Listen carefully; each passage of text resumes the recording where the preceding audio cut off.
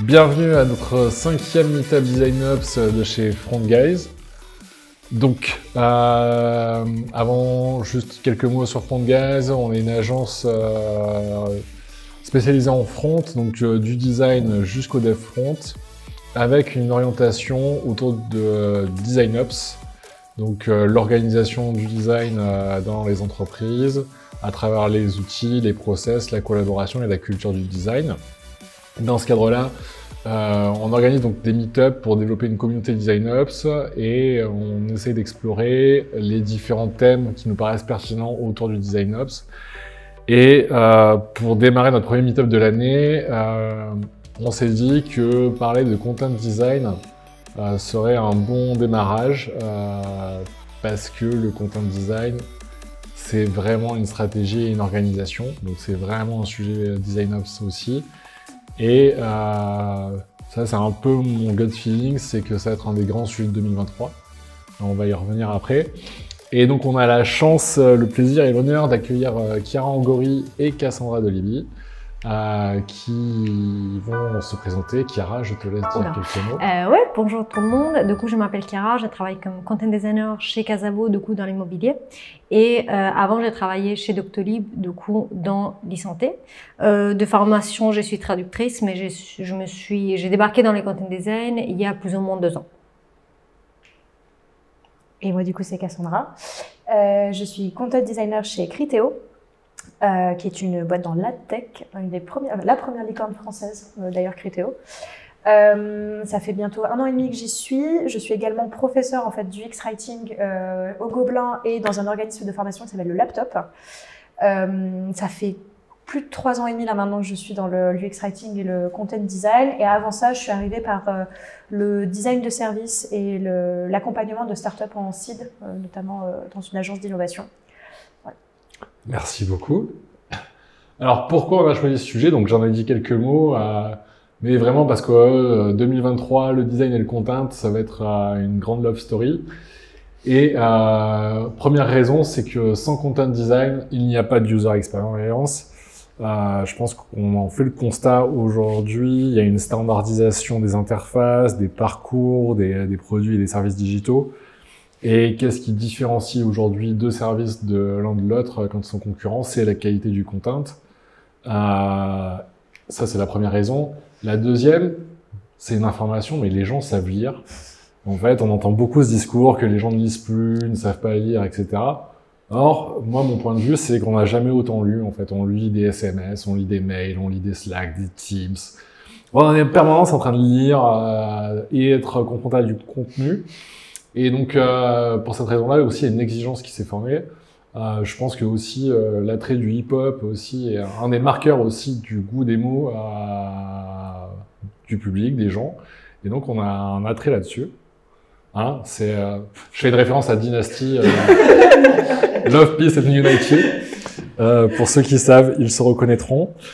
La troisième raison, c'est que le content, ça exige une expertise profonde.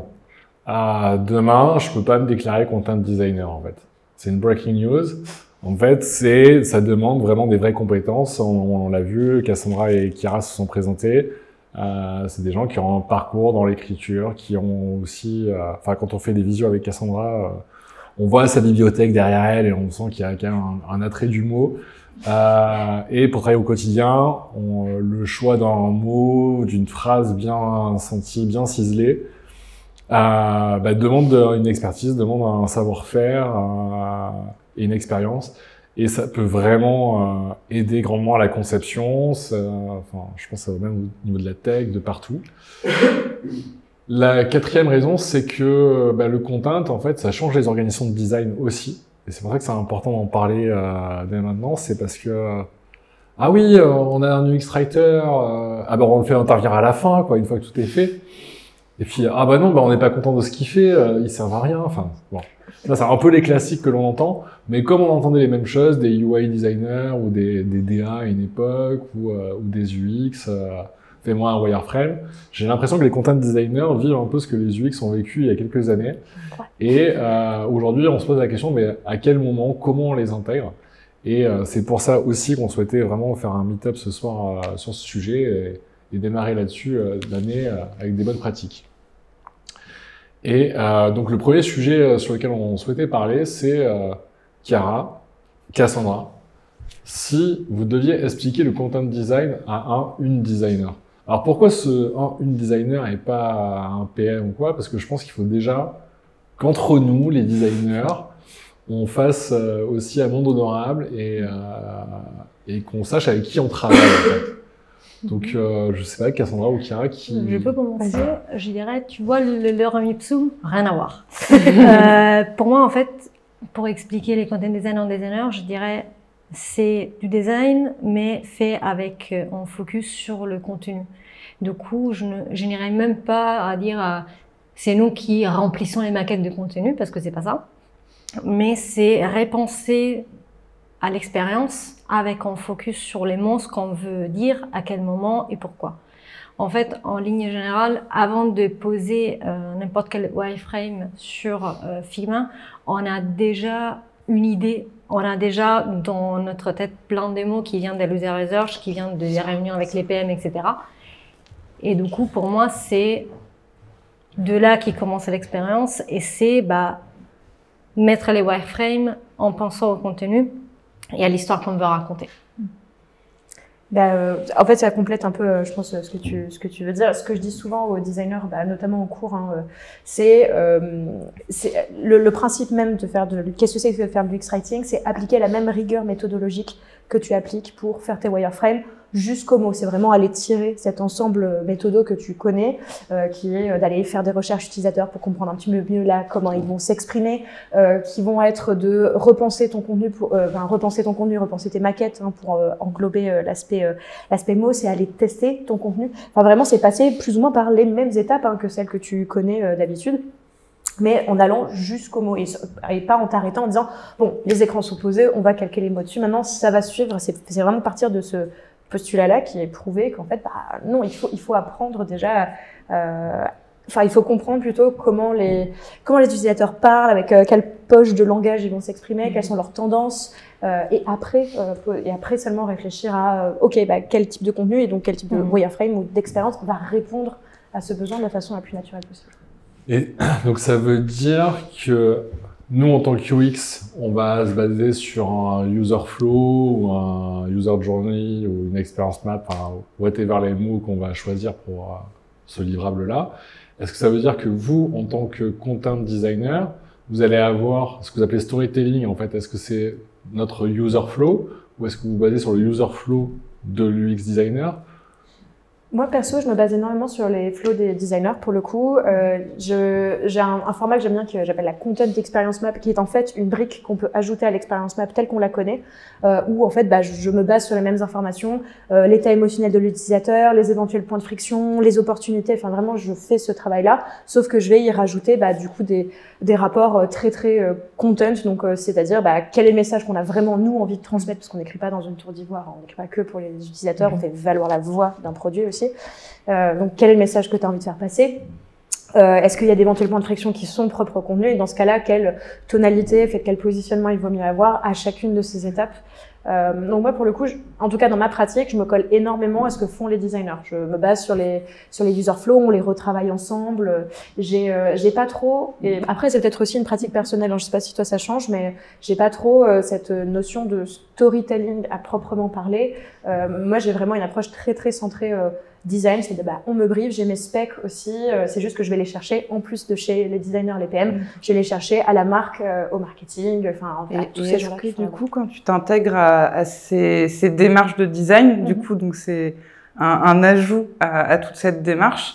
Est-ce que quand tu vas chercher toutes ces choses, tu es toujours en parallèle de démarches de design, comme on pourrait avoir des démarches de research qui peuvent être en parallèle, ou est-ce que tu colles plutôt au cycle de vie une ou plusieurs itérations de design? Comment tu arrives à te caler avec les designers sur les sujets? Parce que je suppose que vous n'avez pas les validations et les informations ni les mêmes ni au même moment. Oui. Je pense que ça va être aussi un des sujets sur comment est-ce qu'on intègre les UX writers et à quel endroit. J'allais dire, c'est un peu en entre-deux, c'est-à-dire que je fais beaucoup de travail en parallèle, mais toujours en étroite collaboration avec quelqu'un de la team UX, dans un projet qui se passe idéalement bien. On a monté de la recherche avec les UX researchers, sauf que j'ai rajouté mes questions, j'ai rajouté mes demandes, parce qu'on a des UX researchers géniaux à Criteo qui font le travail pour nous. J'ai aidé l'UX dans ses étapes à lui ou elle, et j'ai fait mes petites recherches sur le côté pour ensuite ajouter au contenu. En fait, le seul travail, je dirais, que je fais exclusivement en parallèle, c'est vraiment tout ce travail de ok, qu'est-ce que je vais te dire? Et là, en effet, ça, là, comment dire, factuellement, j'arrive très à la fin, mais ça, j'ai réfléchi en parallèle. Sinon, en effet, j'ai plein d'espèces de petites fenêtres, on va dire, de communication avec plein de membres de l'équipe design à leur moment, à eux, en fait, plus commun. Et du coup, ouais. Pour moi, en fait, je te suis. La seule chose, c'est que même l'user flow et l'user journey, l'idéal, c'est que les PM, les product designers et les content designers les voient en même temps. Parce que en plus, même pour nous, tout ce qui est plus intéressant, c'est par exemple tous les erreurs qu'il peut y avoir, tous les différentes histoires parallèles qui peuvent se passer. Et du coup, selon moi, en fait, les content designers on peut reprendre le côté storytelling en mode vraiment aventure de l'utilisateur et de l'utilisatrice et voir où ça peut mal se passer, quels sont les différents chemins qu'on peut prendre, etc. Donc pour moi, il y a vraiment ces facteurs qui est hyper important on doit voir tous les différents usages parce que la pipette, c'est l'un des pattes possibles. Et du coup, c'est aussi important de penser à l'intégralité de l'expérience en pensant aux différents scénarios possibles. Et les problèmes par rapport à tout ce qui est timing, les problèmes, c'est aussi, on en parlait tout à l'heure, les ratios. C'est-à-dire que objectivement, quand il y a en content designer pour 5, 6, 10 pour des designers, moi j'aimerais bien faire les trucs au même temps qu'eux. Mais parfois en fait on n'a pas la possibilité parce que si on est sur plusieurs projets en même temps, on est toujours en retard ou quand même très très souvent en retard. Et du coup c'est pour ça parfois nos timelines sont pas collées avec celles des autres, mais c'est juste parce qu'on n'a pas un ratio 1-1 qui permet en fait de avancer avec le même rythme. Et du coup on arrive parfois à la fin ou même en décalage et du coup on a des questions qui étaient à faire pendant la recherche mais du coup on l'a raté parce qu'on était sur un autre chantier en même temps et voilà, du coup il y a un peu cette problématique là qui vient aussi du fait que même pour parler de nous et entre nous on n'utilise pas le même terme. On peut avoir les termes content designer et les termes UX writer qui en France aujourd'hui sont utilisés comme synonymes, mais il y a un gros problème selon moi de titre parce que le UX writer, en fait, vu qu'il y a la partie writer, déjà on nous prend pour un copywriter, du coup on nous met dans les marketing, ça fait plaisir. Et du coup en fait, ça fait en sorte qu'on pense qu'on est les écrivains, les écrivaines, nous arriverons à la fin quand la maquette est déjà prête. Du coup, perso, je me suis approprié le terme content designer, mais c'est parce que moi je suis une designer qui travaille avec les mots.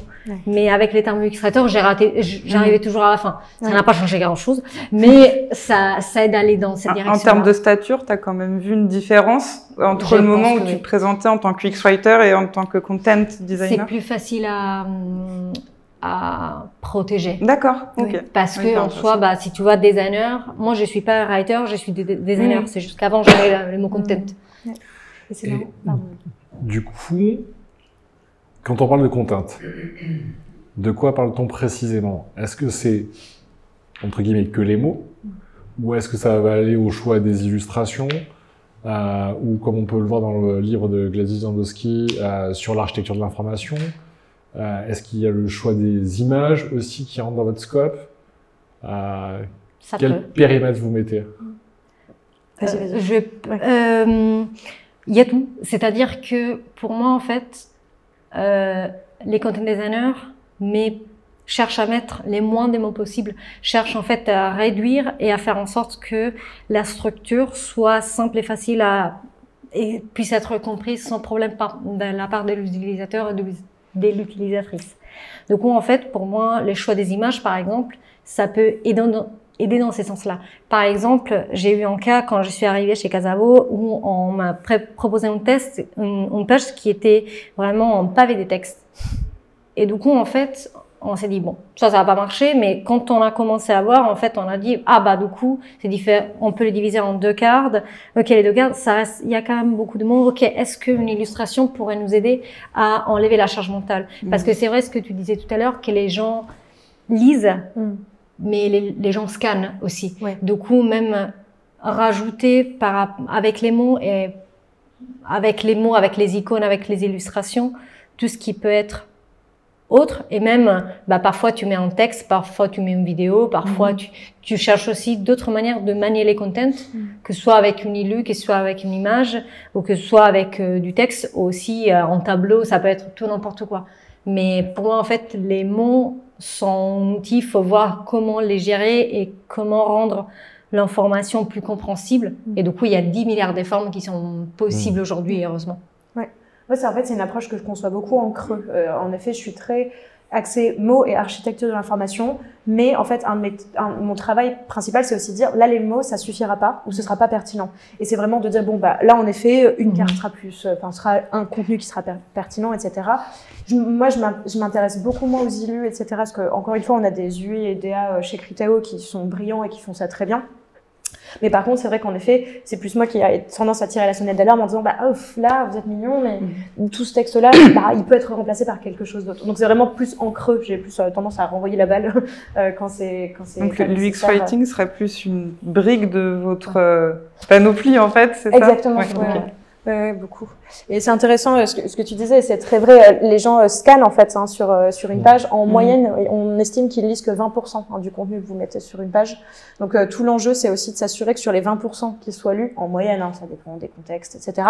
Mais sur les 20% qui sont lus, que ce soit les 20% qui transmettent le mieux l'information de la façon la plus rapide possible. Et comme tu le disais, en allégeant un maximum de la charge mentale, de la charge cognitive de l'utilisateur. Donc ça peut en effet passer par une carte, une map, une vue. Et si on parle des mots, on va parler de SEO aussi. Est-ce que ça fait partie de la carte du content designer d'intégrer la dimension de SEO, ou c'est vraiment quelque chose que vous déléguez aux référents SEO? Alors, chez Criteo, pour le coup, c'est pas du tout mon enjeu parce qu'on est à 99,999% pas référencé. Donc, on travaille en tout cas sur du contenu non référencé. Mais pour le coup, auprès de mes élèves, c'est une question qui revient énormément. Enfin, là, pour le coup, le SEO, parce que je suis face à des gens qui font du copywriting, qui sont aussi sur des produits qui sont complètement référencés en e-commerce, etc. notamment. Il y a plusieurs trucs. Je pense qu'un excellent content designer UX writer peut pas être aussi un excellent SEO, ou marketeur, parce que au bout d'un moment, il y a 2 visions qui vont s'opposer. Cependant, il y a plein de choses sur lesquelles vous pouvez assurer en fait des éléments en commun et sur lesquels ça marche très bien.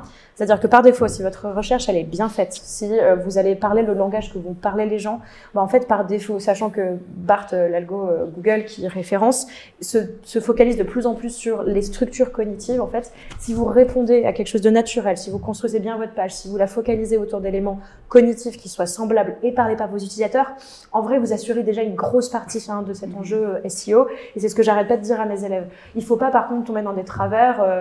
J'avais une ancienne élève notamment qui me disait moi j'ai quelqu'un du SEO qui m'a dit de changer tout le temps les call to action, de mettre des mots très différents pour être sûr de brasser un maximum. Je dis là, entre faire plaisir à ce que l'on pense qu'un algorithme va aimer et juste être compréhensible par les vrais gens qui vont lire ton appli, non. Là, par contre, en effet, je suis désolée, il faut rentrer au frontal et il faut absolument pas céder sur cet ensemble-là. Cependant, dans les missions que j'ai faites où il y avait du contenu référencé, la collaboration SEO, elle se passe souvent très très bien parce qu'en fait les experts qui s'y font, ils vous sortent un tableau Excel de l'espace avec tous les mots-clés qui aimeraient bien être référencés, et puis en fait on fait le tri ensemble, on dit ça je suis désolée c'est implaçable parce que c'est pas utilisé, etc.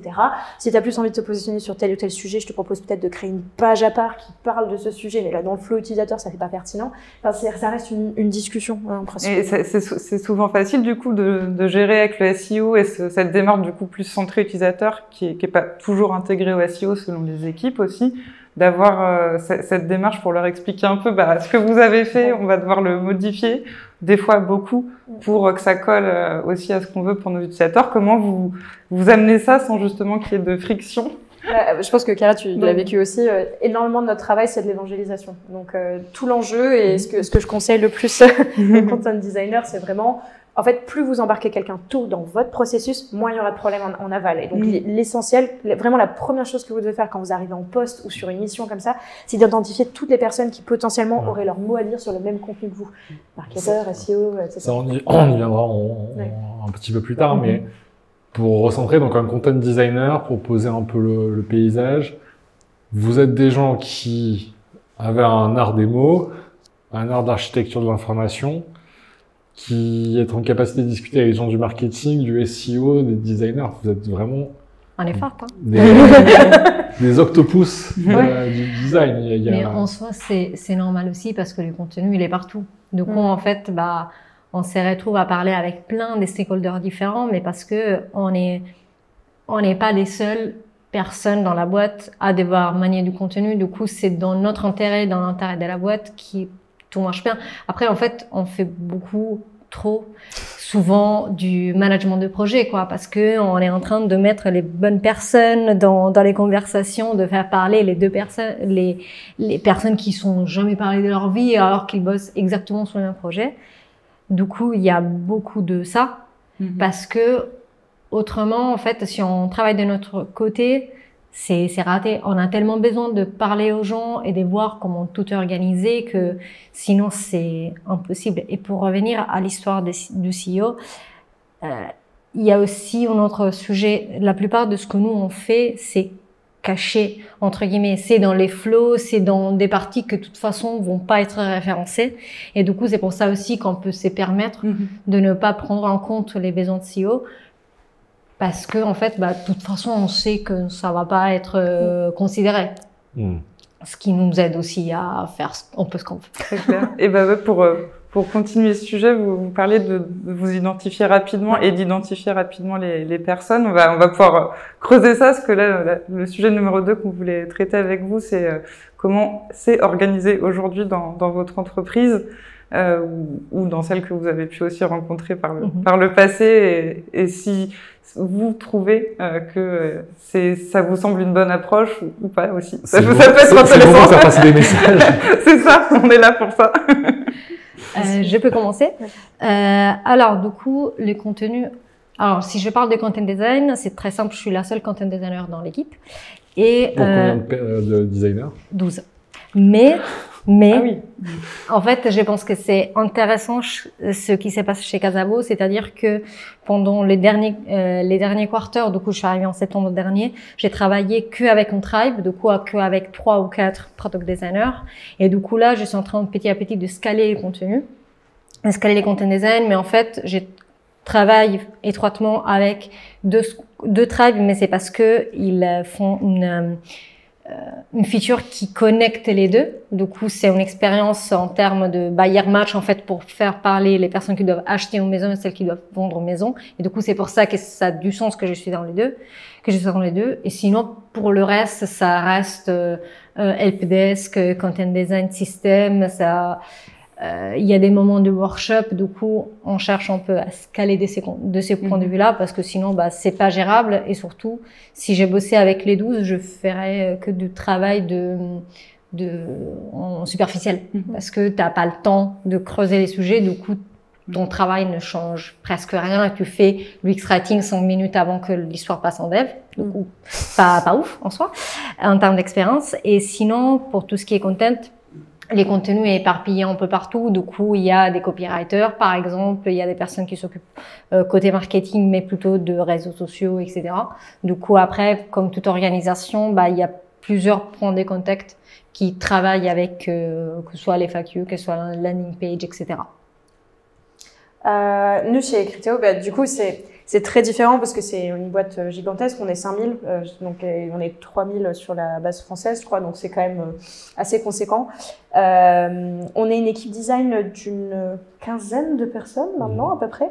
Et c'était assez particulier parce qu'en fait, on est la fusion de deux équipes design qui, jusqu'à présent, travaillaient un peu chacune de leur côté. Ce qui se passe ultra bien côté design et aussi côté UX writing, car j'ai désormais une collaboratrice, ce qui est quand même très chouette au quotidien. Mais on travaille encore sur des périmètres qui sont très définis. Donc, on a ce travail à la fois d'harmonisation en fait de nos pratiques, de nos habitudes, qui prend quand même pas mal de temps.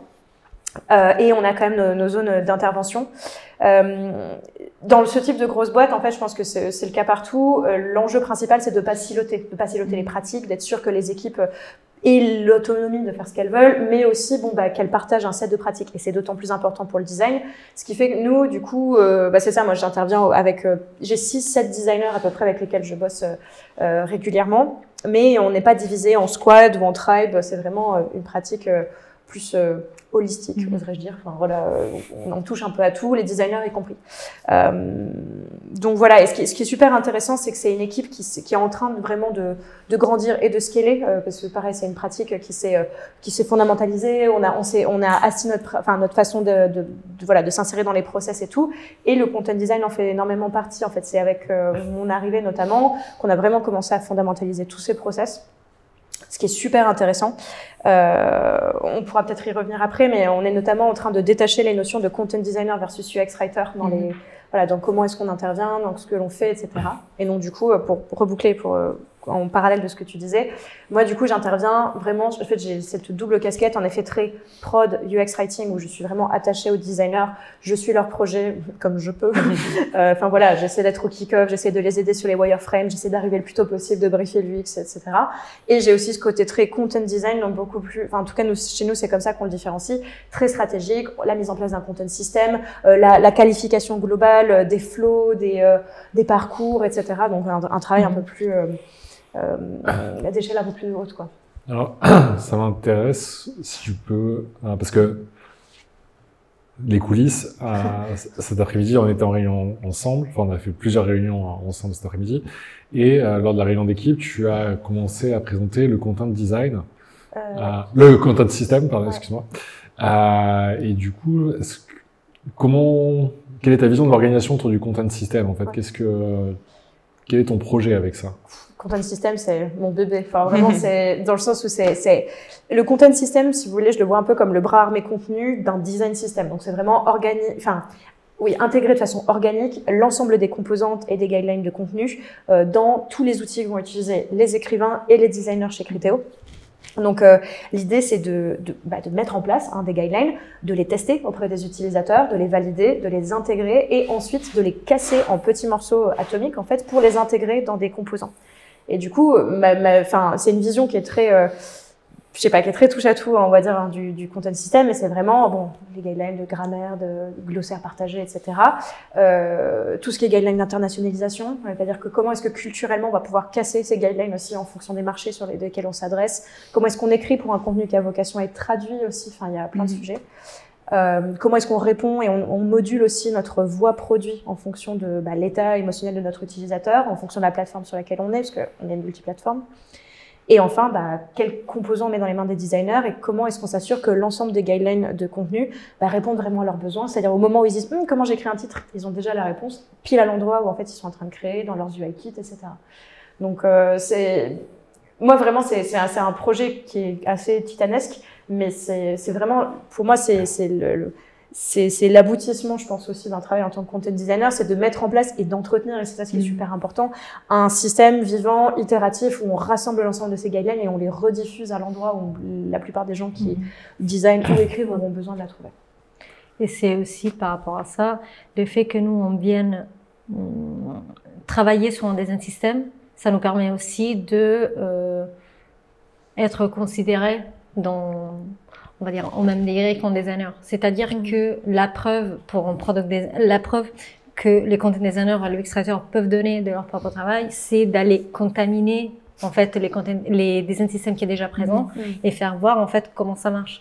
Dans plusieurs boîtes, il y a en fait une partie content system qui est détachée du design system, du product design system, on va dire. Et du coup, c'est comme si on travaillait de façon différente. Alors que pour moi, en fait, un vrai design system, c'est un design system qui considère les deux. Parce que le bouton, tu peux me dire les nombres des pixels, etc.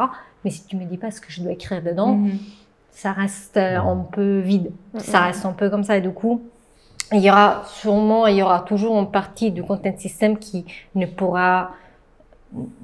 pas de lien, on va dire, avec les composants. Parce que il y a quand même la partie glossaire, langage inclusif, langage accessible, etc. Du coup, il y aura des guidelines, genre les dates, etc., qui c'est sûr pourront pas vivre dans un product design system avec des composants. Mais pour le reste, en fait, ça permet aussi de faire voir aux autres comment on travaille et que c'est pas genre des mots qu'on met un peu comme ça. Il y a un rationnel derrière et du coup, si tout le monde les suit, bah, tout le monde va plus vite aussi. Et du coup, ça veut dire que ce content system va s'adresser aussi au PM, va être en dehors de l'équipe design. Parce qu'on avait des sujets, où d'un coup des wordings changent d'une interface à une autre, des discussions, et Cassandra est souvent là pour dire hop là, attention, du fait que tu aies cet overview sur l'ensemble de des plateformes, et c'est quand même un rôle de vigie assez incroyable. Non, mais c'est vrai, tu as une overview comme ça, je le vois quand on discute, tu sais sur quel designer travaille sur quoi, attends, mais là, sur cette partie de la plateforme, c'est utilisé comme ça, pourquoi là, t'as utilisé ça, qu'est-ce qui se passe, tu vas faire le lien avec les PM. Finalement, est-ce que c'est quelque chose de structuré, c'est en train de se structurer, ou c'est un peu au one shot, l'occasion fait le larron? Ça dépend beaucoup. C'est vrai que je suis un peu l'œil de Sauron, en effet. Enfin, tu vois, genre, tu es obligé de repérer les trucs très vite au moment où ça part en pré-prod et tout. Mais c'est aussi, ça fait partie du jeu. C'est comme tu disais dans l'intro, on est en train de vivre ce que vivaient les designers il y a 5 ans. Bon, ça va aller. On va finir par faire notre place, je pense, dans les équipes design, j'espère. Mais enfin, voilà, ça va arriver. La puissance d'un content system, justement, c'est de pouvoir rendre autonome les gens qui veulent écrire. C'est de leur dire, tu veux écrire? Ok. Par contre, je veux pas que tu écrives ce que je te dise d'écrire. Je veux que tu écrives en ayant en tête la même chose que moi. Et c'est ça ce qui est super important. Donc moi, si demain j'ai un PM qui me dit, apprends-moi à écrire pour l'interface et qui me rédige des boutons parfaits parce qu'il est allé chercher dans la documentation, qu'il est allé me toper pour faire de la recherche pour s'assurer qu'il prenait le bon mot, mais c'est génial. Et c'est ça tout l'enjeu en fait. Et c'est un content system. Enfin, tu en parlais dans ton quotidien. De toute façon, c'est quelque chose que tu peux pas construire seul. C'est-à-dire que, là, la façon dont on est en train de le construire à Criteo, c'est vraiment les UX writers qui le partagent aux UX designers et aux UI. Et en fait, là, maintenant, on est en train d'étendre petit à petit à toutes les équipes qui écrivent pour Criteo, qui écrivent nous pour le support center, parce que encore une fois, c'est une très grosse boîte, donc on est beaucoup d'écrivains à écrire sur beaucoup de trucs, qui écrivent, qui font le market, qui font la marque, qui font les emails qu'ils envoient aux clients, etc. Et petit à petit, on va pouvoir diffuser, adapter l'ensemble de ces guidelines. Pas nécessairement leur demander d'être rigide en fait dans leur approche, et de juste dire qu'on ait le même set de pensées en fait. Et justement, je trouve ça hyper intéressant parce que vous parliez toutes les deux de, en même temps, on est intégré dans une équipe design, mais c'est pas toujours facile d'être vraiment, alors soit identifié sur ce qu'on fait vraiment, ou peut-être parce que vous êtes apparemment les seuls dans votre équipe encore, donc quand on est seul, bon, c'est pas toujours évident. Et sur des sujets comme par exemple l'accessibilité, où ça peut être aussi un sujet du UI design, comment vous travaillez sur des sujets qui sont à mi-chemin entre votre spécialité et la spécialité d'un autre designer spécialisé. J'espère que ma question elle est claire. Oui, par rapport à ça, par exemple, pour le thème de l'inclusion, de l'accessibilité, je pense qu'objectivement, chacun doit faire sa partie. Du coup, il y a ça aussi. Du coup, écrire un contenu accessible, ça peut être aussi mettre les alt textes sur les images ou mettre des sous-titres. Il y a différentes façons de les faire. Du coup, pour moi, en fait, jusqu'au moment, chacun doit faire sa partie. Plus, en fait, c'est aussi important de penser à un produit accessible à 100%. Du coup, par exemple, si je dois créer un écran et moi je vois que c'est pas accessible, ça n'a aucun sens que je travaille de mon côté sur l'alt texte sans dire mec, par contre, faudrait voir ça. Du coup, il y a aussi un travail d'équipe en mode, je sais que ça va te prendre du temps. Allez, on le fait à deux. Ça va aller plus vite. On y va. Et surtout, pour ces côtés-là, accessibilité et inclusion, parfois, on pense que chacun a son propre chemin. Et il y a beaucoup de formations, et je comprends, pour écrire accessible, pour, en fait, devenir UX writer, spécialisé accessibilité, ou content designer, spécialisé accessibilité. En même temps, pour moi, l'accessibilité, c'est en tout. Du coup, en fait, en tant que designer, après, c'est sûr, pour certaines choses, je serai toujours moins compétente qu'un product designer. Mais au moins, je dois avoir une idée de comment ça marche. Parce que aussi, ça va m'aider d'un niveau architecture de l'info, etc., pour faire en sorte que ça matche bien. Et la même chose avec le contenu inclusif. Du coup, l'engagement genre, etc.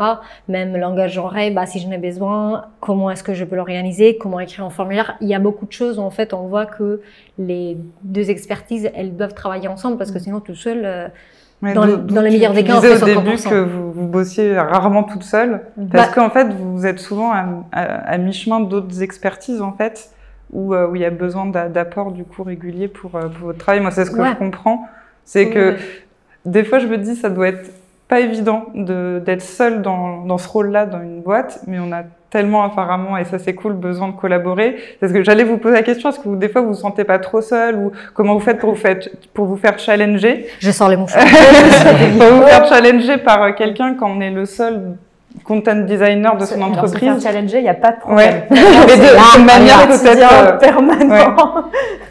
Ça peut être intéressant de voir aussi qu'au final, si vous arrivez à bien collaborer, au final, on n'est pas si seul que ça, même en étant le seul content designer. Moi, c'est ce que j'en retiens aussi. C'est pour compléter ce que disait Cara. Moi, perso, encore une fois, j'ai la chance incroyable de bosser avec une équipe design qui est, j'ai envie de dire, qui est moderne en fait, qui est avec des UI qui sont très au fait de ce type de sujet, avec des UX qui savent très bien quand on parle de content, ou en tout cas qui sont super intéressés ou suffisamment curieux pour dire ok, on va tenter ça, on va faire du conversationnel. Donc ça déjà, moi j'ai 80% du travail qui est fait parce que j'ai déjà une équipe qui a envie d'avancer dans la même direction que moi, donc c'est royal. Mais oui, en effet, le nombre de fois où juste je slack les UI designers en mode je suis désolée, là on a un truc à craquer, j'y arrive pas avec vous, on se cale 1 heure ensemble et on travaille sur un sujet, sur un fil, sur un formulaire. J'en parlais d'ailleurs cet après-midi. On a essayé de mettre en place notamment des règles pour les champs, comment écrire bien pour les champs. Et en fait, on s'est rendu compte qu'il y avait des problèmes d'UI, enfin pas des problèmes d'UI, mais des moments où en fait on ne savait pas comment faire parce que structurellement il y avait quelque chose qui coinçait. Et donc on sait déjà qu'on va faire des ateliers avec les UI pour essayer de voir, et puis avec les UX bien sûr, mais pour essayer de voir ce qu'on peut arranger dans le fil, d'où venait nous notre sensation de problème, comment le décortiquer, comment y répondre au mieux, comment faire quelque chose qui fait encore sens avec les utilisateurs. Donc oui, tout le temps, moi je suis assez rarement seule, franchement. Oui, je pense que t'es seule quand tu écris les mots, mais en fait t'as tellement bossé avant sur tout que bon, c'est voilà. Et puis en aval aussi, t'as beaucoup de retours. Il y a aussi quelque chose que je trouve très intéressant dans le travail que tu mets en place, c'est ton rôle dans tout le travail autour de la guidance. Oui.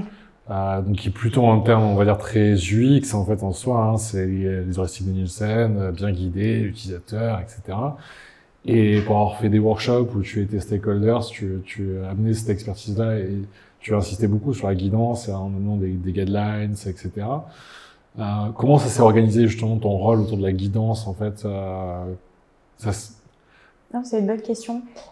Encore une fois, je pense qu'il y a aussi pas mal Enfin, vraiment, j'ai été posée sur pas mal de meet-up ou de workshops plutôt avec pas mal de stakeholders qui me disaient bon, là, on va avoir besoin de toi. Puis, enfin, tu te fais un peu téléporter dans un meeting où tu sais pas trop pourquoi t'es là, etc.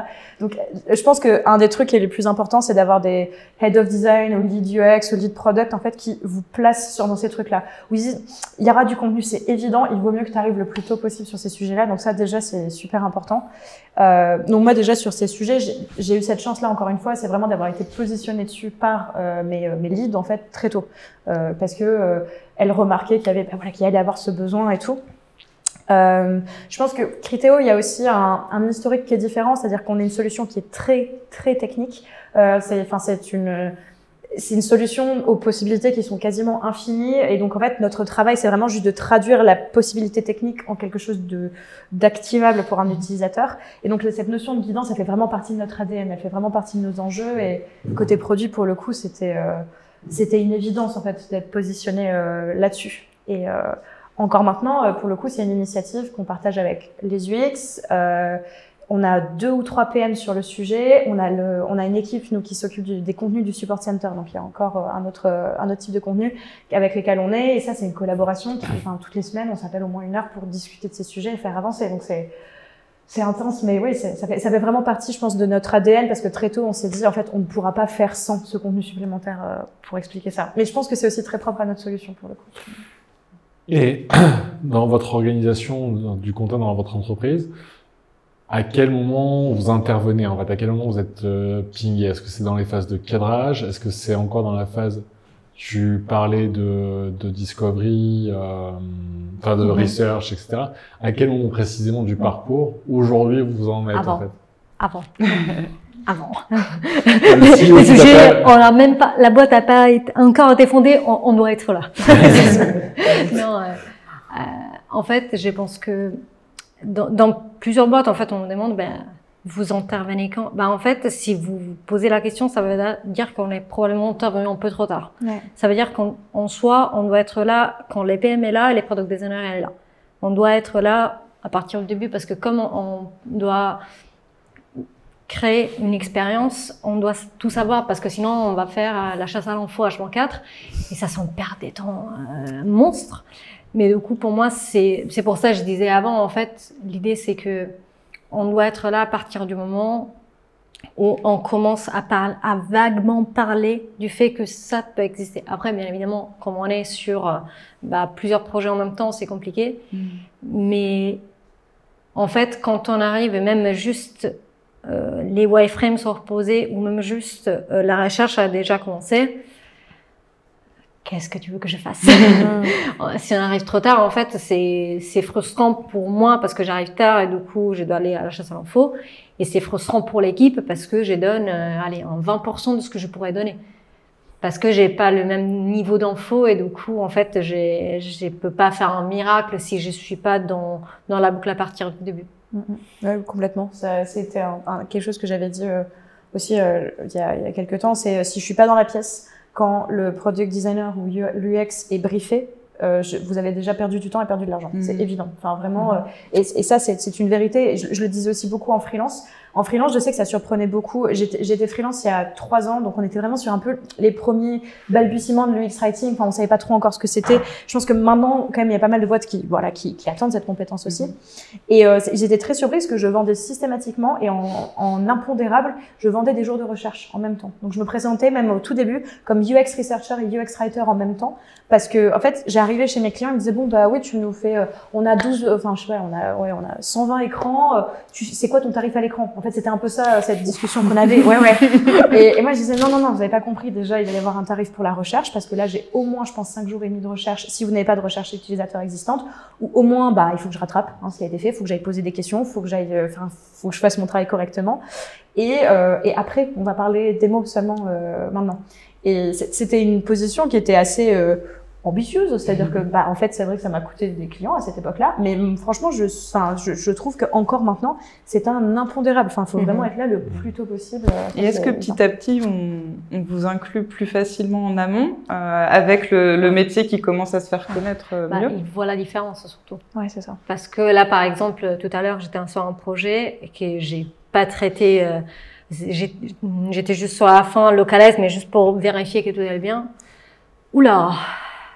Ouais. T'arrives sur le projet, tu dis ça aurait pu être cool, ça l'est pas. Du coup, tu cherches avec le X-Writing de ranger les petites choses à droite à gauche, mais voilà. Alors qu'en fait, quand t'es sur les projets depuis les tout débuts, en fait, t'as même l'historique, tu sais ce qui s'est passé, etc.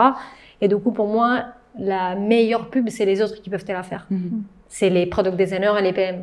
Du coup, pour moi, en fait. Et ça, c'est un sujet, j'ai pas envie de me battre pour être dans la pièce. Tu veux pas que je suis dans la pièce? Parfait. Mais je prends pas les projets. Après, tu viens pas toquer à ma porte. Je suis assez stricte sur ça. Mais c'est juste que sinon, en fait, ça va devenir de la charge mentale pour moi de aller un peu à reprendre les différents sujets. Et du coup, pour moi, tu veux pas de mon aide, tu veux pas de mes compétences. C'est parfait. Mais soit tu me mets dans la boucle du début, à part s'il y a un raté, s'il y a un problème, j'étais en vacances ou quoi que ce soit c'est même pas la peine parce que de toute façon, j'ai pas envie 10 minutes avant que ce soit mis en prod de faire un miracle. Ça oui, puis je suppose que tous vos retours peuvent aussi changer. On parlait de l'architecture de l'information ou autre. C'est tellement impactant sur ouais, absolument. Que ce soit des écrans, des user flow, oui, fatalement, ça, si c'est pas compris, oui, je comprends. C'est évident. Et justement, ça nous amène au troisième sujet. Je trouve que ça fait une bonne transition parce que tout ça, c'est dans la vertu de faire un content qui soit centré utilisateur. J'imagine que ça l'est. J'espère. Du coup, pour vous, quels sont les critères d'un content centré utilisateur? Parce qu'aujourd'hui, on est beaucoup dans le data-driven design, on est beaucoup dans la mesure de l'expérience. Vous diriez je sais pas, est-ce qu'il y a des critères déjà dans le bon content qui soit centré utilisateur? Est-ce que c'est pertinent de parler de critères? Et si oui, quels seraient-ils selon vous? Je te laisse. Merci. Déjà, en fait, moi, un de mes critères principaux, c'est en termes de mots. Si on parle juste vraiment de mots posés, il y a évidemment l'accessibilité, il y a l'utilisabilité. Ok, si on a mis de côté un peu ces notions-là de oui, déjà mon contenu il est le plus accessible possible, ce qui est déjà pas simple. Il y a aussi cette notion de il faut que mon contenu il parle le même langage que les gens qui vont utiliser mon produit. Et ça, c'est très dur parce que c'est pas le langage de l'industrie exclusivement, c'est pas le langage que vous avez en interne. Et ça, c'est très très compliqué parce que c'est un biais de conception qu'on a tous et toutes. C'est qu'au bout d'un moment, on ne peut que savoir ce qu'on va poser sur l'interface. On a oublié ce que c'était que de pas connaître en fait le produit tel que, de le découvrir pour la première fois.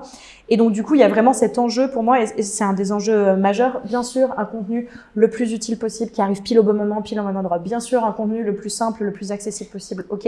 Mais surtout un contenu qui coûte rien ou le moins possible à l'utilisateur pour être lu, parce qu'en fait, c'est un langage auquel il s'attend.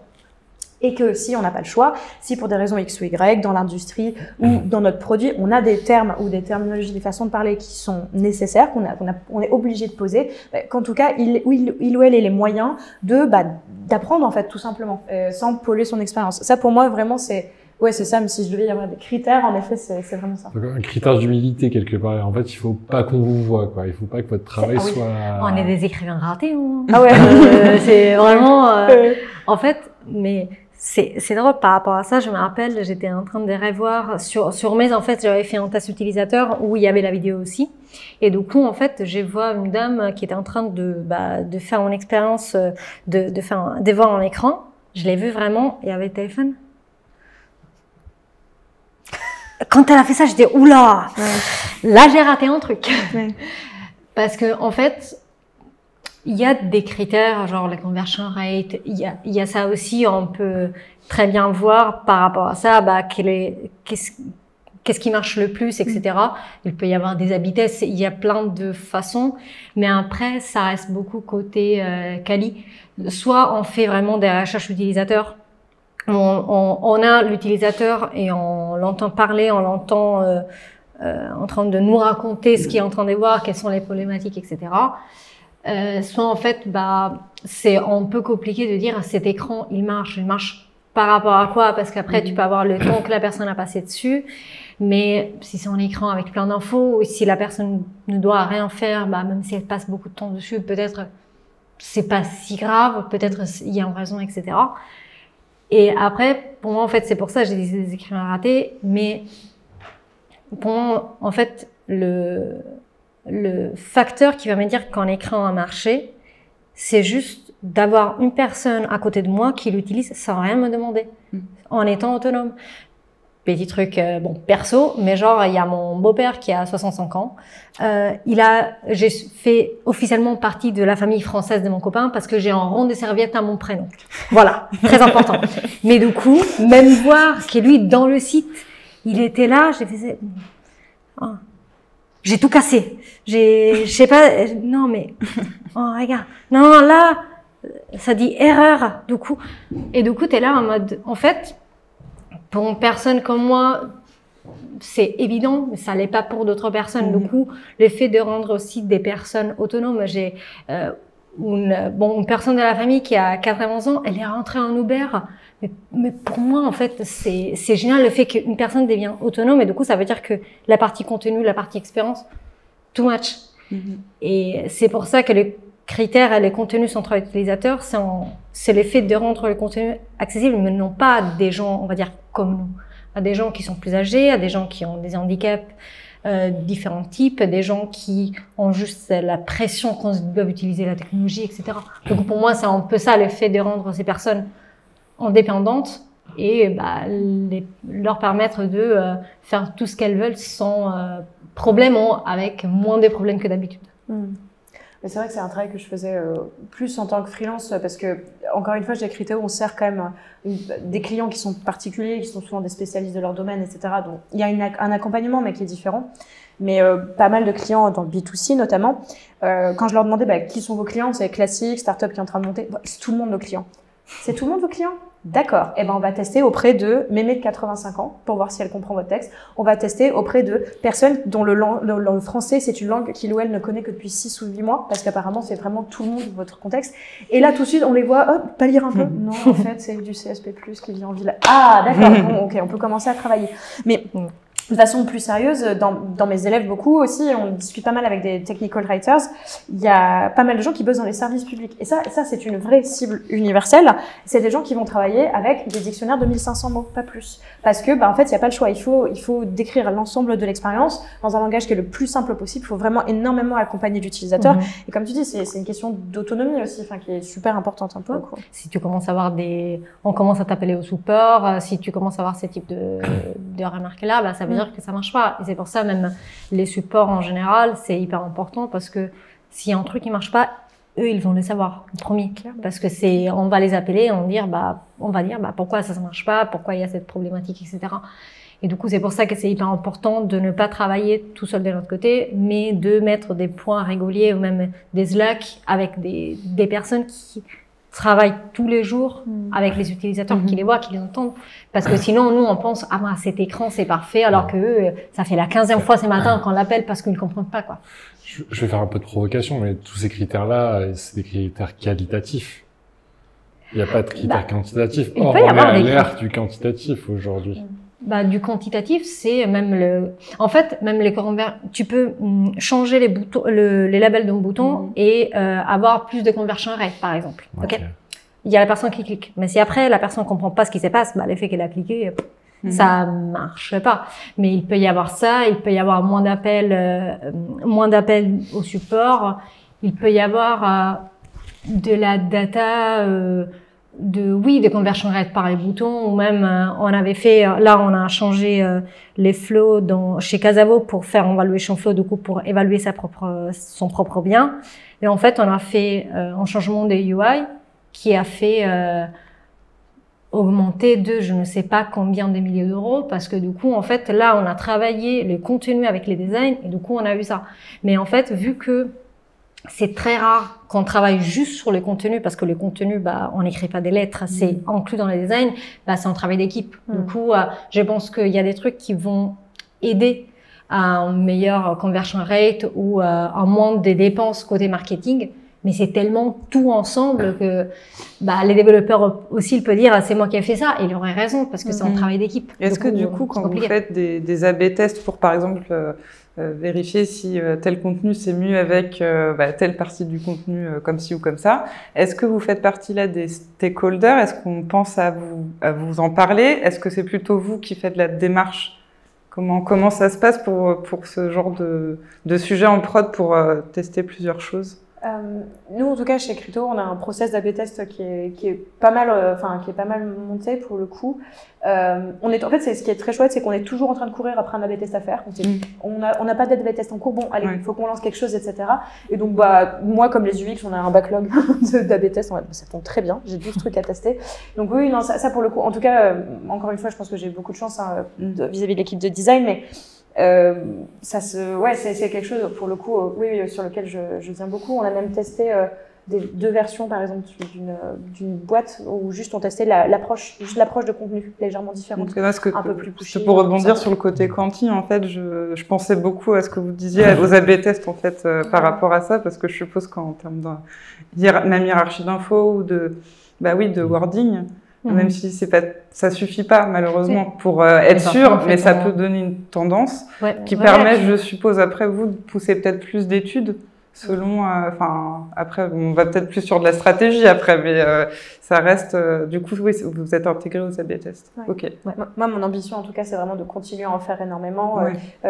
Pour revenir sur le content system, on parlait aussi de voix et de tonalité.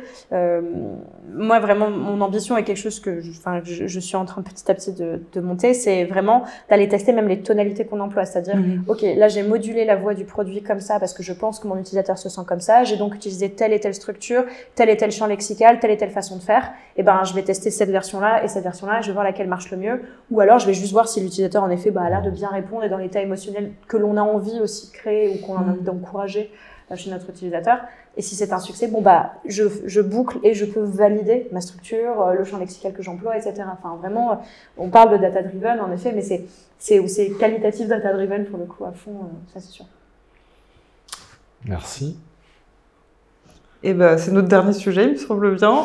Avant-dernier, parce qu'après il y a le takeaway. Il y a le petit takeaway qui est très important. Et effectivement, on en parlait au début, le content, on en parle de plus en plus.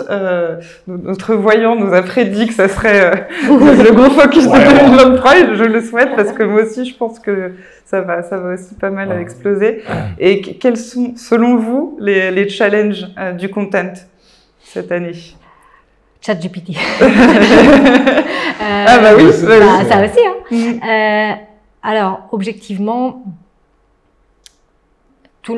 pas tout le monde, beaucoup de monde sait écrire et sait lire. Du coup, les contenus sera toujours omniprésent de tout ce qu'on va faire.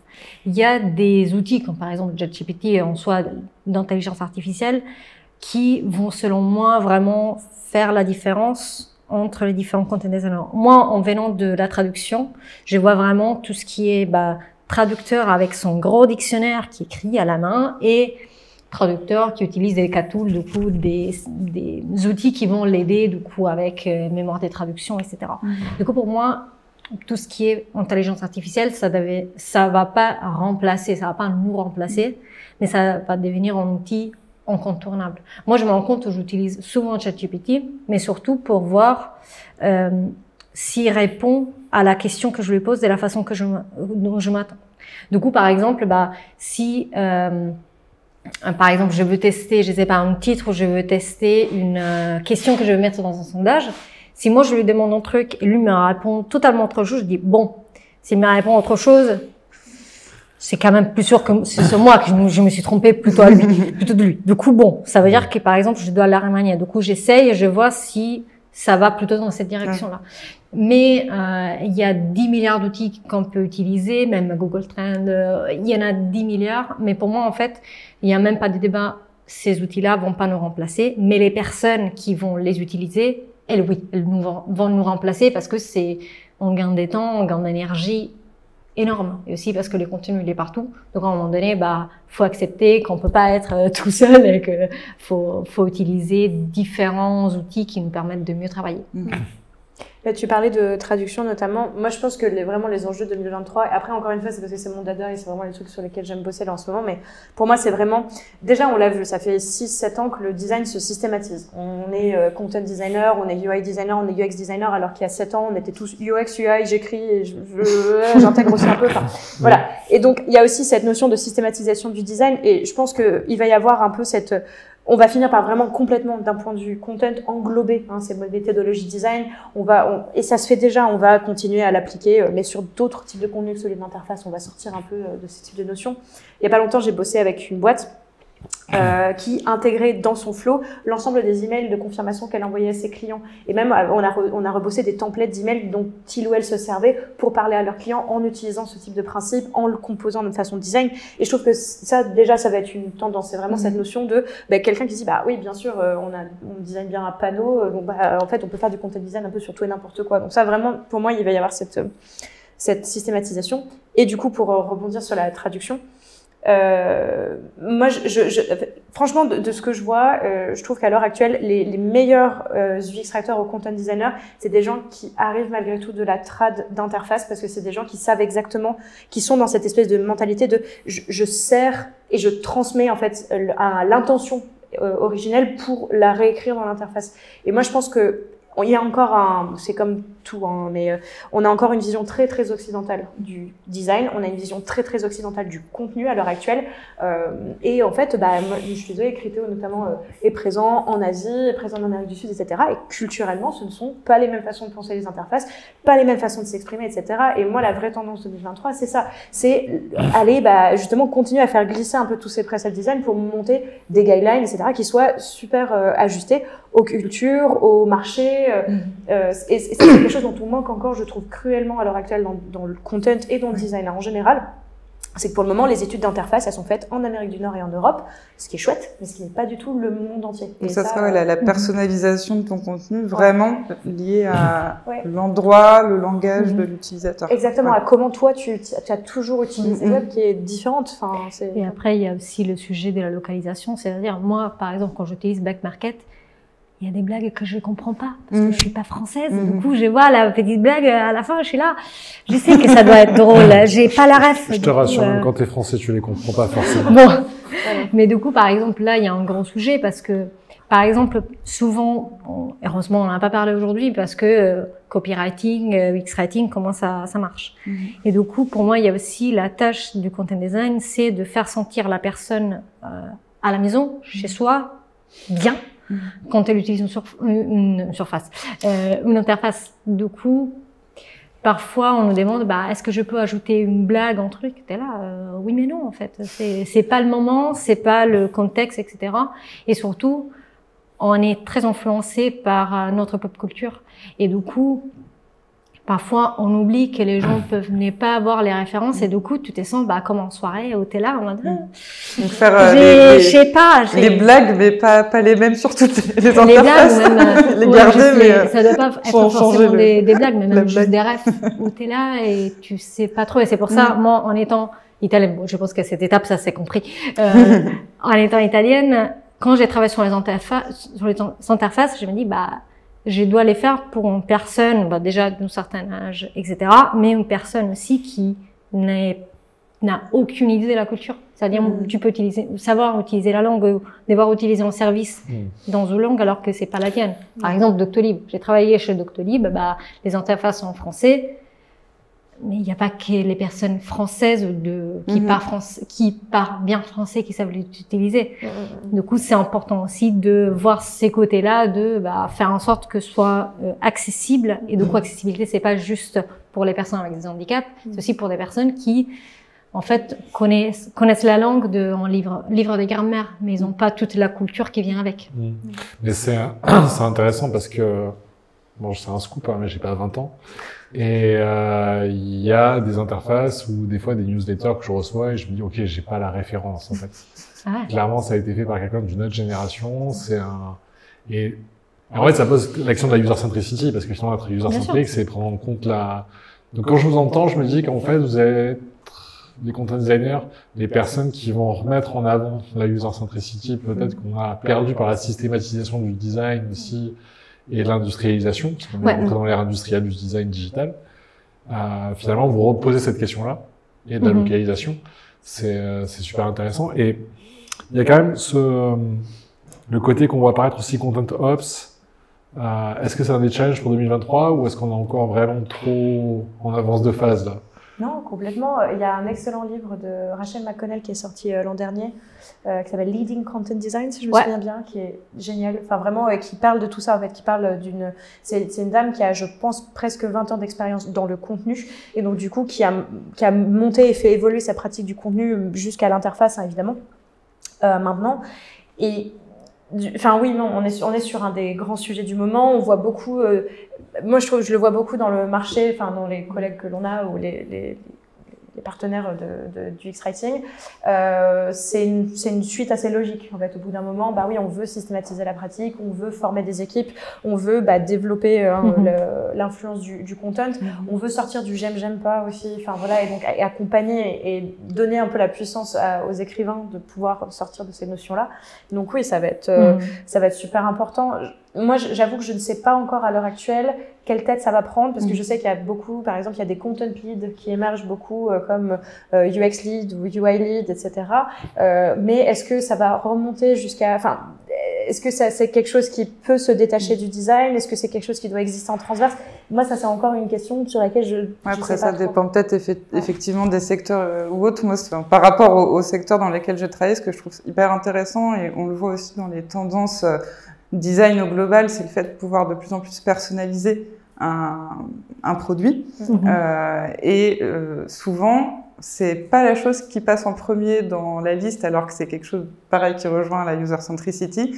Et pour moi, quand j'entends aussi ce que vous faites, je me dis mais c'est top parce que c'est des gens comme vous qu'il nous faut dans des boîtes où nos produits ont intérêt à être personnalisés et où on peut vraiment prendre en compte tous les types d'utilisateurs. Alors oui, si c'est sur plusieurs pays ou plusieurs langages, si c'est une seule interface mais utilisée par des personnes de plein de cultures différentes, enfin, il y a plein d'enjeux comme ça de bien-être au final de l'utilisateur qui sont souvent pas pris en compte dans les V1, V2 parce que c'est jamais le bon moment, c'est des gros projets.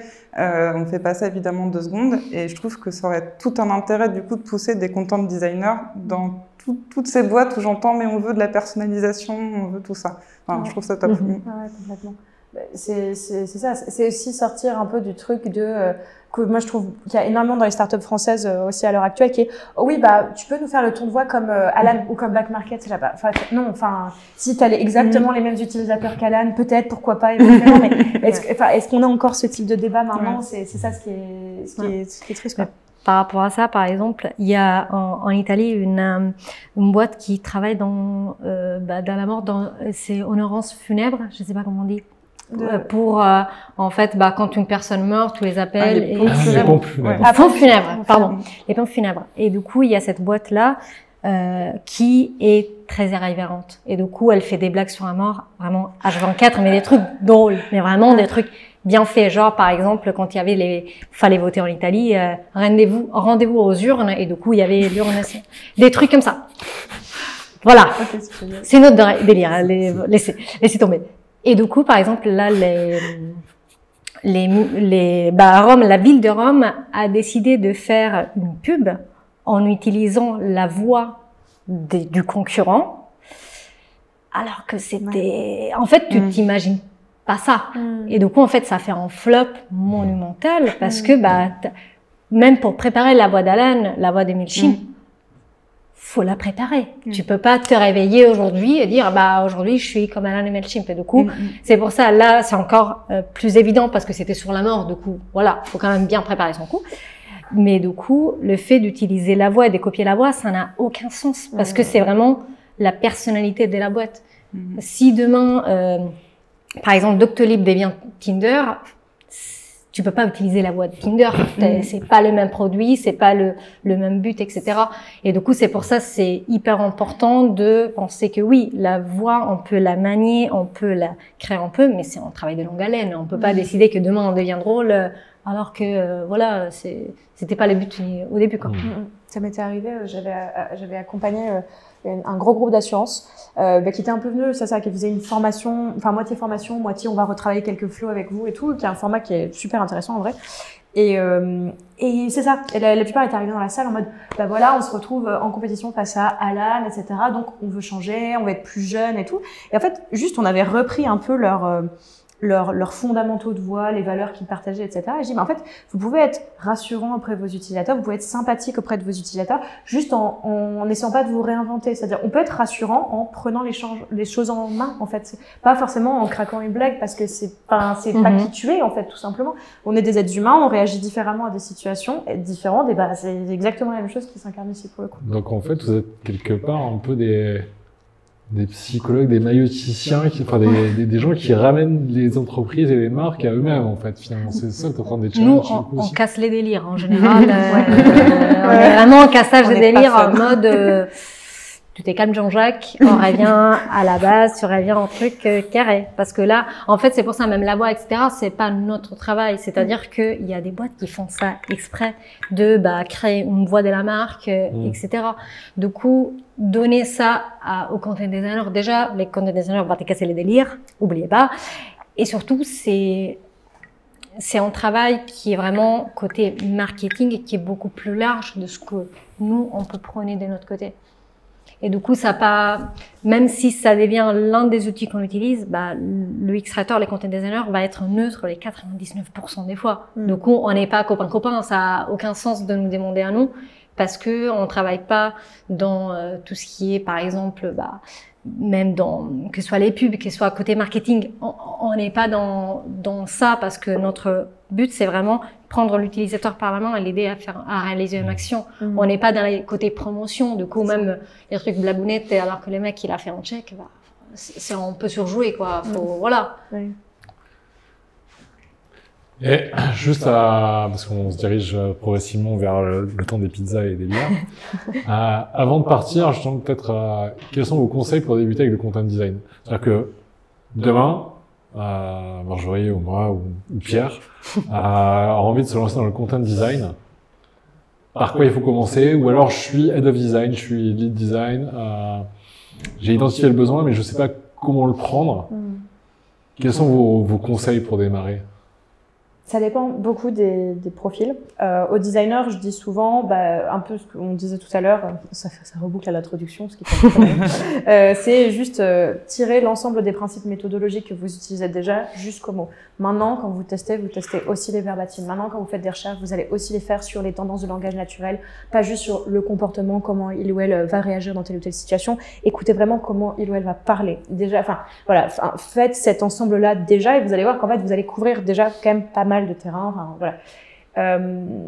Lisez beaucoup en tant que designer. Il y a quand même pas mal de très bons bouquins qui sortent. Celui de Gladys en français. Il y a pas mal de très très bonnes références aussi en anglais principalement. Donc lisez énormément. Pour tout ce qui est copywriter plutôt, intéressez-vous au design. En fait, vraiment, j'ai pas mal de gens qui arrivent, qui viennent du copywriting ou qui viennent de ces univers très market, très brand et tout, ce qui est génial. Mais ce qui est une façon d'écrire qui est complètement différente. Comme tu le disais, on n'est pas là pour attirer l'utilisateur à nous, on est là pour le faire rester le plus possible. Et c'est quand même un état d'esprit qui est différent. Et donc pour ça, en fait, il faut intrinsèquement comprendre ce qu'est une interface et comment est-ce que ça fonctionne. Donc ça, vraiment, c'est le b.a.-ba un peu pour rejoindre un peu ces deux univers.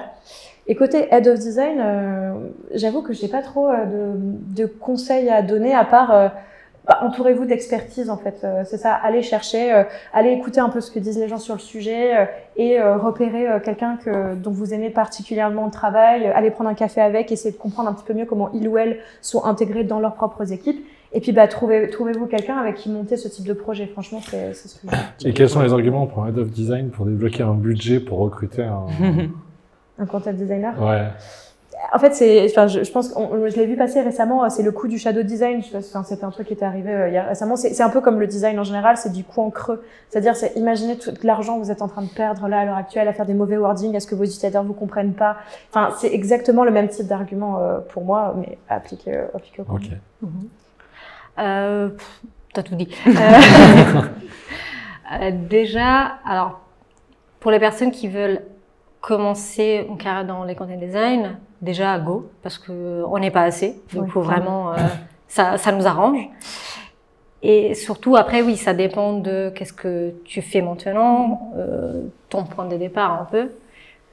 Aujourd'hui, il y a énormément de contenu qui est dispo et du coup, c'est très compliqué au début parce que tu es en mode, il y a 10 milliards de sources différentes. Du coup, comment est-ce que je gère tout ça? Déjà, selon moi, il faut choisir le channel qui nous correspond le plus, que ce soit les livres, que ce soit les podcasts. Et heureusement, il y a vraiment 10 milliards de façons différentes. Du coup, on peut tout tester. Du coup, voir ça, regarder quel est les channels qui nous correspondent le plus. Suivre les gens sur LinkedIn, tout bêtement. Faire en sorte que même son feed soit ait du sens par rapport à la personne qu'on veut devenir, non pas la personne qu'on est. Donc, par exemple, moi, en ayant fait une transition en content design en 2020, on est quelle année? 2021. J'ai commencé à suivre, genre, je sais pas, 50 content designers par jour. J'avais besoin, en fait, de voir ce qu'ils voyaient, de comprendre qu'est-ce qui était important, etc. Après, faut lire c'est quoi les content design. Faut en lire beaucoup. Et surtout, il y a plein d'articles qui sont hyper intéressants qui expliquent les points de vue le passage d'une carrière à l'autre. Donc, par exemple, il y a beaucoup d'articles Medium même sur quels sont les points en commun entre un traducteur, on dirait une mauvaise blague, entre traducteur et une content designer. Et du coup, là, voir les points en commun. En fait, une personne qui veut arriver dans le content design, qui a 20 ans d'expérience, 5 ans ou même 1 an d'expérience, entre-temps, la personne a fait autre chose. Du coup, en fait, utiliser ça, le réutiliser dans le content design et connaître ses points forts et ses points faibles. Les points faibles, bien évidemment, c'est les designs si tu n'en as jamais fait. Mais si tu es traducteur, tu as fait plein de choses avant. Du coup, tout ce qui est glossaire, etc., tu sais déjà faire. Et ça, c'est bon. Du coup, faut se défocaliser sur tous les restes. Du coup, pour moi, il y a beaucoup de... Même, oui, parler avec les gens, la seule chose, n'est pas aller parler en content designer en demandant c'est quoi le content design? Toi, t'es là, non, mais non, on a déjà eu la discussion. Il y a des sources. Ouais. Tu peux y aller. Du coup, c'est aussi aller parler avec des gens, mais avec des vraies questions, que ce soit sur les process, la collab ou quoi que ce soit, pour faire aussi en sorte que la personne ait envie de te répondre. Parce que ça, j'ai pas envie de te répondre sur un truc qui te trouve sur Internet, ça n'a aucun sens. Du coup, c'est aussi important les content designers en soi, en général, sont hyper ouverts à plein d'écoles, etc. Parler avec les gens, nous, on papote, c'est notre boulot aussi. Du coup, c'est aussi important de prendre ces moments privilégiés avec des experts pour faire des questions précises sur différents sujets et même que ce soit sur une transition, des trucs plus personnels qui vont dépendre des cas à cas. Mais voilà. Et en fait, si j'ai un conseil à donner aux head of design ou aux gens qui recrutent à l'heure actuelle, c'est donner votre chance aux gens qui n'ont pas 4 ans d'expérience dans l'UX Writing. On est 15 à avoir 4 ans d'expérience dans l'UX Writing en France, voilà. Mais il y a tellement de gens qui arrivent de la trad, qui arrivent de la marque, qui ont fait les efforts, qui ont fait les lectures, qui ont fait les formations, enfin qui sont des pépites à l'heure actuelle et qui sont bloqués parce que on veut absolument le profil senior qui va tout débloquer. Faites confiance aux juniors. Enfin vraiment, ça c'est un truc qui est ultra important. On a à l'heure actuelle vraiment genre un pool de gens qui sont en train de se reconvertir vers l'UX Writing, qui sont en train d'apprendre ce type de sujet, etc. et qui méritent aussi d'aller faire leurs armes là-dedans et ils auront peut-être pas une approche cadrée exactement comme vous la voulez, mais ils vont apprendre aussi avec vous et ils vont grandir avec votre équipe et ça, mais c'est génial. Vous allez pouvoir modeler un content designer à votre image et franchement, ça pour moi c'est super important. Là, dans ces cas-là, tu vas embaucher la personne sur les potentiels, mais de toute façon, les potentiels, c'est tout. Hein. La personne peut tout apprendre. Et surtout, la personne sera tellement reconnaissante que quelqu'un lui donne sa chance. Donc oui, il y a un vrai sujet par rapport à ça. Ah ouais, complètement. Merci beaucoup. C'était super. Merci. Avant de passer pizza, est-ce qu'il y a des questions dans la salle? Désolée, vous avez probablement pas faim. On va te manger, toi, ça va aller. Le piège est difficile, ça serait bien. Allez. Alors, un piège, c'est simplement, moi je suis dans une équipe de 5 designers, donc autant dire qu'il n'y a pas de content designer, vous l'avez deviné. Mais ça m'intéresse ce sujet et au niveau des ressources, est-ce que vous avez par exemple un design system content ouvert sur le web, un peu à la mode de Decathlon avec Vitamine, qui peut être bien regardé? Moi, j'ai bien aimé ce que vous avez fait chez Doctolib. Il y a quand même pas mal de ressources sur Non, pour le coup, le design system de Doctolib, je trouve, a des trucs qui sont très intéressants d'un point de vue content en français, ce qui est quand même rare à l'heure actuelle. Il y avait aussi des pages sur l'allemand et pour le coup, j'avais trouvé ça très chouette. De toute façon, j'ai pas bossé ni sur le français ni sur l'allemand, du coup ça va. Je pensais que c'était tout au travail. Non, ça va. L'allemand, je le parle pas, du coup il y a même pas débat. Oui, il y a Doctolib. Moi, ce que j'utilise souvent, c'est Shopify. Shopify, du coup, c'est les content systems, ça s'appelle Polaris, si je me trompe pas, c'est les content systems de Shopify. Il y a vraiment des trucs intéressants. Après, ça dépend un peu du besoin. Moi, normalement, je n'ai toujours 4-5 sur le coude et je vois parce que parfois, les boutons sont mieux sur Polaris et il peut y avoir le langage accessible qui est mieux sur, par exemple, l'Oxygène. Du coup, ça dépend. Mais moi, mon go-to, c'est Polaris dans 99% des cas. Moi, j'aime beaucoup aussi Atlassian. Ils ont un très bon design system, je trouve. Ils ont une approche du contenu que je trouve géniale, enfin, qui, pour le coup, match énormément avec la mienne. Et je trouve vraiment très très chouette. Donc je te recommande surtout, je sais pas de ton contexte de travail, mais eux vraiment c'est un design system sur plusieurs plateformes, donc avec des subsets d'utilisateurs un peu différenciés et tout. Pour le coup aussi très très chouette comme design system. En fait, c'était juste par curiosité, pour faire confiance dans un design system open, c'est juste pour voir à quoi ça ressemble. Oui, absolument. Même pour, si on n'a pas d'idée de bouton, il ne faut pas réinventer le monde. Hein. On peut aller piquer, on nous paye pour ça. Du coup, tu vas, tu regardes, etc. Du coup, non, absolument, il y a des trucs qui sont très intéressants. On peut de partout, du coup, il y a des listes de design system qui sont assez importantes. Après, Ça dépend de la maturité de la boîte pour voir s'il y a une partie content tout court et une partie content design system de cours. Est-ce qu'il y a d'autres questions? Enfin, voilà. Okay. Merci beaucoup pour votre Merci. générosité, votre pertinence.